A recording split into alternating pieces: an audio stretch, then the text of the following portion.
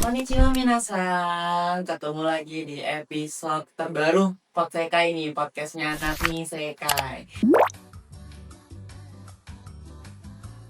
Dan hari ini aku, Yogi Darmawan, biasa dipanggil Yogi, dari Sasjep Angkatan 2023 yang akan memandu Podsekai pada hari ini.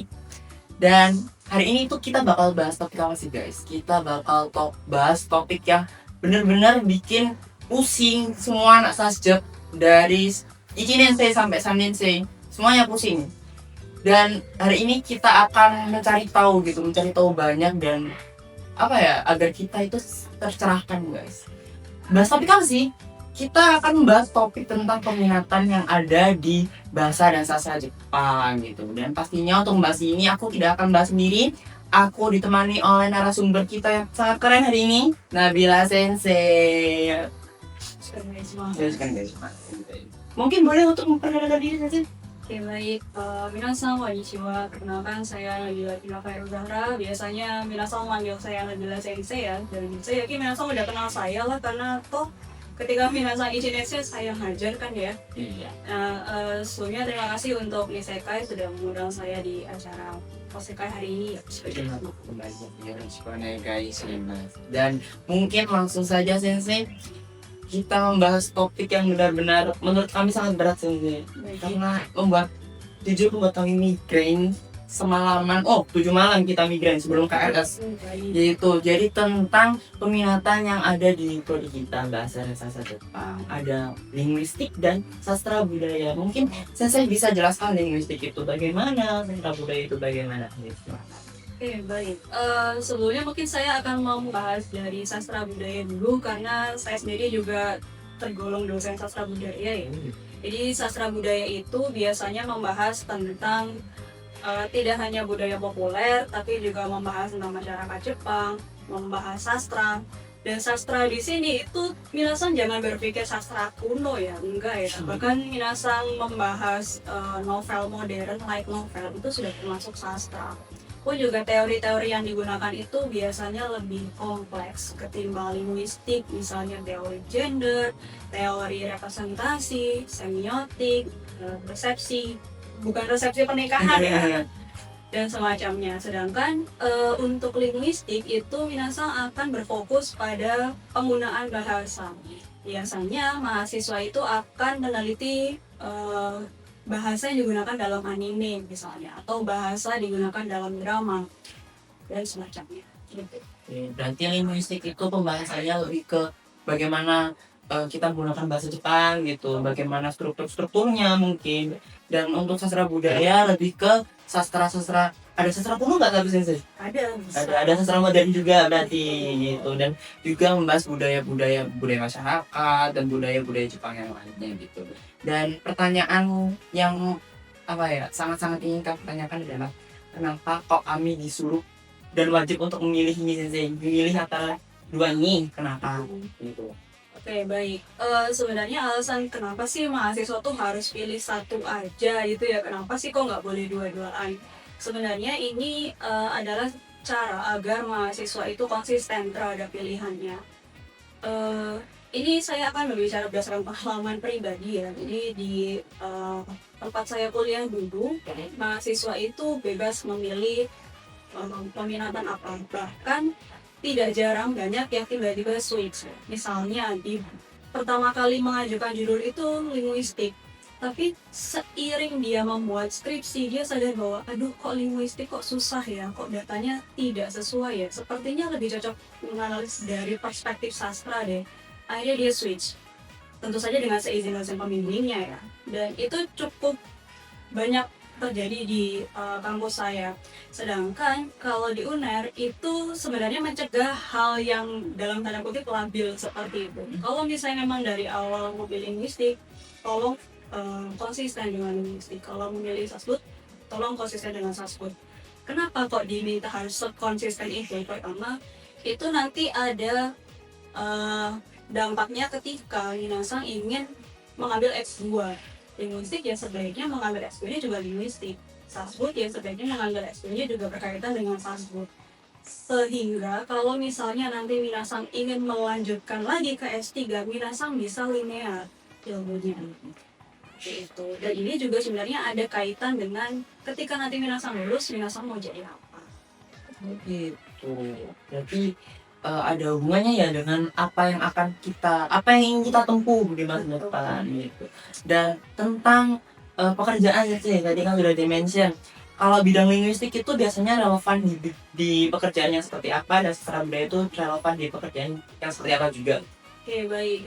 Ini mungkin akan saya jelaskan sedikit hasil dari restrukturisasi kurikulum terbaru ya 2025, bahwa profil lulusan bahasa dan sastra Jepang itu ada 3. Yang pertama adalah profesional sosial budaya, yang kedua adalah profesional akademik, dan yang ketiga itu adalah wirausaha. Untuk profesional sosial budaya itu biasanya mengacu ke orang-orang yang berkiprah sebagai penerjemah, interpreter, bahkan konten kreator, seperti itu.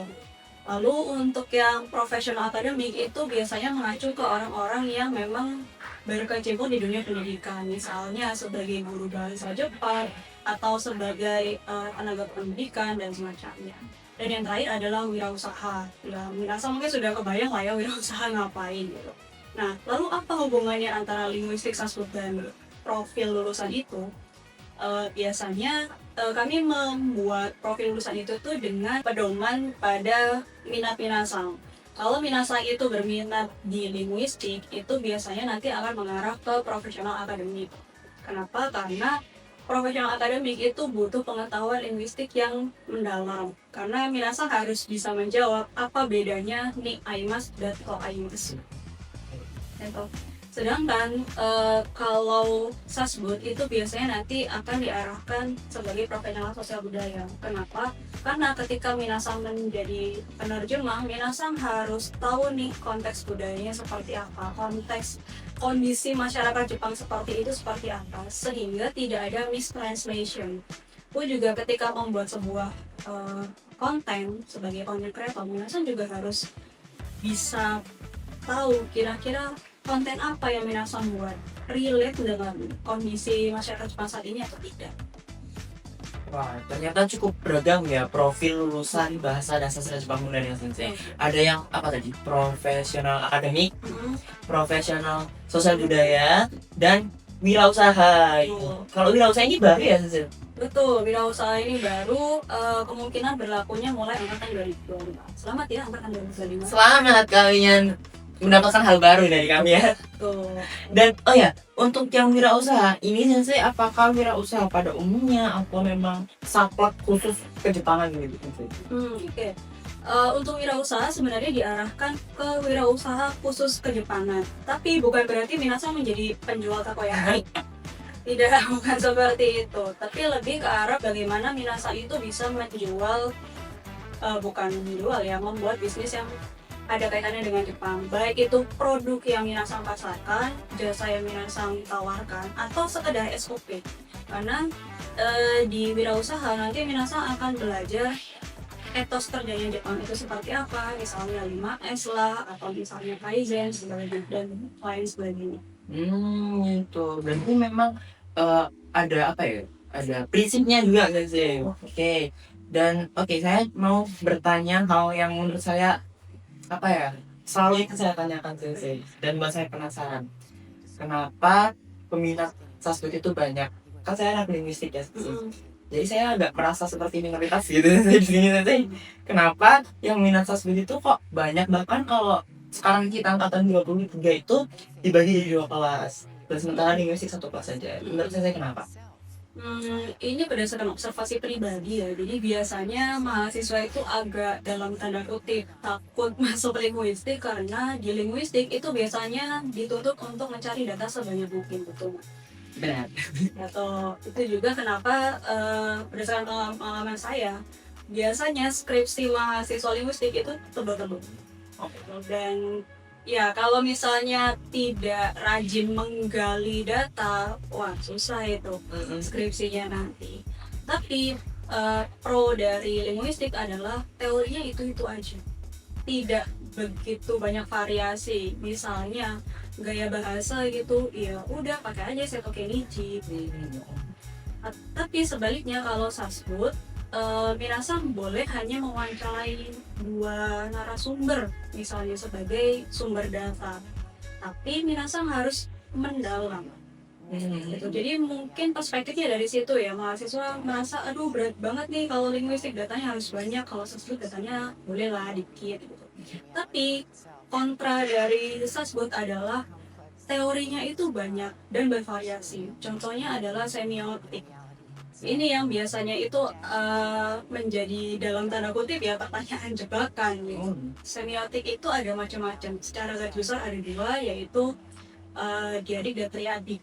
Bagaimana tanda itu dipecah menjadi 2 bagian dan bagaimana tanda itu dipecah menjadi 3 bagian. Pun masing-masing itu ada versinya yang lain-lain lagi. Waduh. Dan minasan harus bisa menjawab, misalnya kenapa kok pakainya semiotik sausur, apa kok pakai semiotiknya bars, apa kok pakai semiotiknya pars, seperti itu.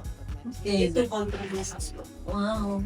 Berarti memang kecenderungan mahasiswa itu adalah takut masuk linguistik karena takut dengan data yang banyak itu tadi ya, dan memang masing-masing minatan sudah ada pro dan kontranya sendiri. Tadi contohnya waktu deskripsi.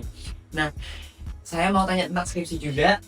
Jadi kan ada 2 peminatan ini, linguistik dan sastra budaya. Kalau misal nih 2 peminatan ini itu dimasukkan dalam satu skripsi, Sensei, apakah bisa dan apakah pernah ada kasus seperti itu di prodi kita? Oke, untuk pernah atau tidaknya sejujurnya saya kurang tahu juga ya, karena saya di sini masih cukup singkat. Tapi bukan berarti tidak mungkin. Saat ini yang namanya multidisiplin itu sudah menjadi sesuatu yang umum terjadi. Misalnya nih, minasan tertarik untuk membahas gender, tapi dalam suatu karangan misalnya. Tapi untuk meneliti itu minasan harus menggunakan pendekatan korpus. Padahal korpus itu ranahnya apa? Linguistik. Gender ranahnya apa? Sastra budaya. Tidak menutup kemungkinan akan ada seperti itu. Tapi bagaimana nanti pembimbingannya ya itu nanti pasti akan didiskusikan lagi sama kami para dosen. Wow. Berarti cukup kompleks ya nanti. Betul. Hal yang sudah kompleks malah ditambahin lagi jadi kayak Betul. Wow. Semangat. Mungkin di sini teman-teman ada yang mungkin terinspirasi dengan jawaban Nabila Sensei tadi. Nggak apa-apa guys. Kalau mungkin kalian lihat juga nggak apa-apa. Tapi yang tadi kan ya stres canggung sendirian sih ya. Tuh.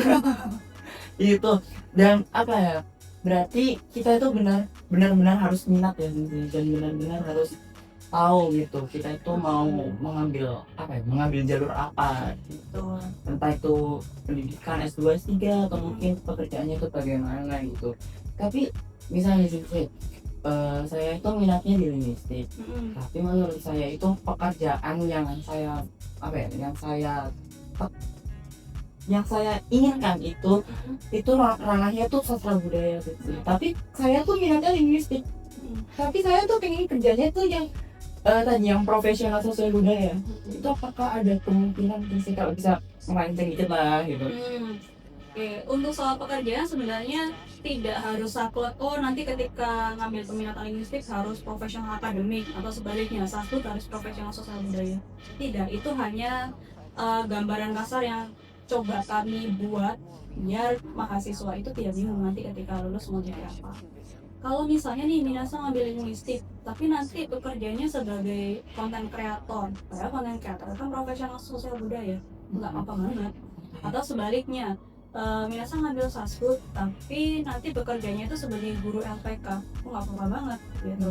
Karena sebenarnya profil lulusan tadi itu tuh hanya gambaran kasar dari kami. Oke, gitu. Berarti memang kita itu harus melakukan hal yang memang kita minati ya gitu.